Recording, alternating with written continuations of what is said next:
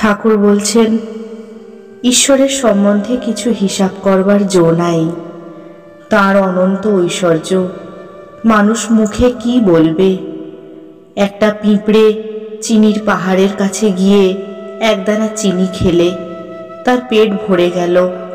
তখন সে ভাবছে, এইবার এসে সব পাহাড়টা গর্তের ভিতর নিয়ে যাব। তাকে কি বোঝা যায়? তাই আমার বিড়াল ছানার মতো ভাব। মা যেখানে রেখে দেয় আমি কিচ্ছু জানি না।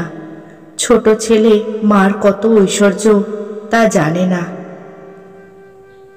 মহেন্দ্র ঠাকুরের কাছে প্রায় 2 বৎসর যাতায়াত করিতেছেন ও তাহার দর্শন ও কৃপা লাভ করিতেছেন।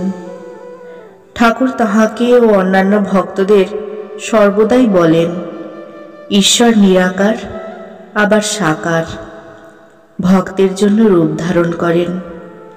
যারা নিরাকারবাদী তাদের তিনি বলেন, তোমাদের যা বিশ্বাস তাই রাখবে, কিন্তু এটি জানবে যে তার সবই সম্ভব। সাকার, নিরাকার, আরো কত কি তিনি হতে পারেন। ঠাকুর মহেন্দ্রের প্রতি বলছেন, তুমি একটা তো ধরেছ, নিরাকার। মহেন্দ্র বলছেন, আজ্ঞে হ্যাঁ, তবে আপনি যেমন বলেন সবই সম্ভব, সাকারও সম্ভব। ঠাকুর বলছেন, বেশ, আর জেনো যে তিনি চৈতন্য রূপে চরাচর বিশ্বে ব্যপ্ত হয়ে রয়েছেন। মহেন্দ্র বলছেন, আমি ভাবি তিনি চেতনেরও চেতয়িতা।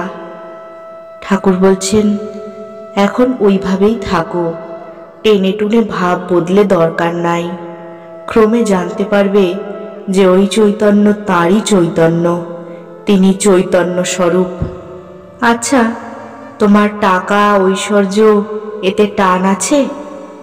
মহেন্দ্র বলছেন, না, তবে নিশ্চিন্ত হওয়ার জন্য, নিশ্চিন্ত হয়ে ভগবান চিন্তা করার জন্য। ঠাকুর বলছেন, তা হবে বই কি।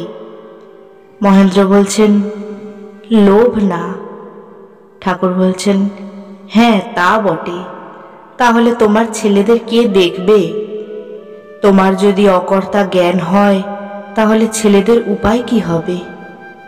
মহেন্দ্র বলছেন, শুনেছি কর্তব্য থাকতে জ্ঞান হয় না, কর্তব্য মারতণ্ড। ঠাকুর বলছেন, এখন ওইভাবে থাকো, তারপর যখন আপনি সেই কর্তব্য বোধ যাবে তখন আলাদা কথা। সকলেই কিয়ৎকাল চুপ করিয়া রহিলেন। মহেন্দ্র এবার বলছেন, কত জ্ঞানের পর সংসার, শেষ অজ্ঞানে মৃত্যু, ওলা ওটা। ঠাকুর বলছেন, রাম রাম। মৃত্যু সময় জ্ঞান থাকলে খুব যন্ত্রণা বোধ হয়, যেমন কলেরাতে হয়। এই কথা বুঝি মহেন্দ্র বলছেন। অবিদ্যার সংসার দাবানল তুল্য, তাই বুঝি ঠাকুর রাম রাম বলিতেছেন।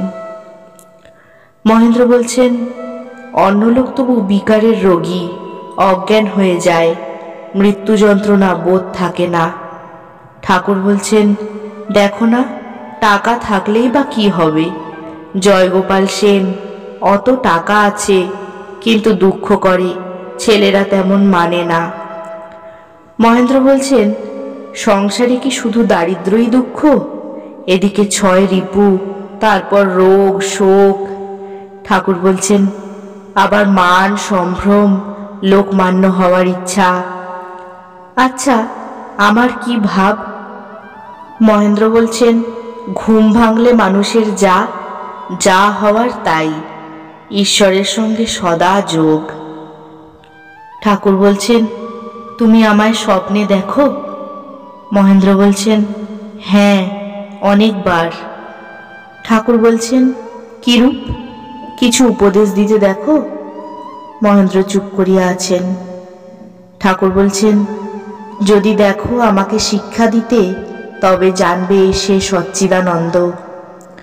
মহেন্দ্র অতঃপর স্বপ্নে যাহা যাহা দেখিয়াছিলেন তাহা সমস্ত বর্ণনা করিলেন। ঠাকুর মনোযোগ দিয়া সমস্ত শুনিলেন। তারপর তিনি মহেন্দ্রর প্রতি বলিতেছেন, এ খুব ভালো, তুমি আর বিচার এনো না, তোমরা শাক্ত।